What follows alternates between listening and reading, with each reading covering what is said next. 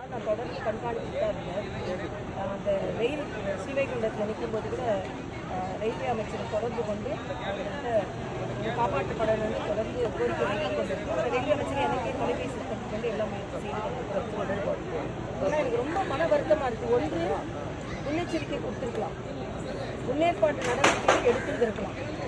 அரசாங்கம் இந்த பேரிடர் நிர்வாகத்தை சரியாக நிர்வகிச்சிருந்திருக்கலாம்.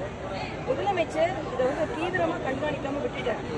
18ஆம் தேதி இங்கே தீவிரமாக மழை பெஞ்சிட்டு இருக்கு. அவர் கோயம்புத்தூர்ல இருந்தார். அதே மாதிரி அடுத்த நாள் இங்கே மக்கள் எல்லாம் பாதிக்கப்பட்டிருந்தாரு. டெல்லிக்கு போயிட்டாரு. இங்கே வந்த அப்புறமாவது எல்லா ஊருக்கும் வந்தாருன்னா ஒரே 1 மணி நேரம் இருந்தாருன்னு எல்லாரும் சொல்றாங்க.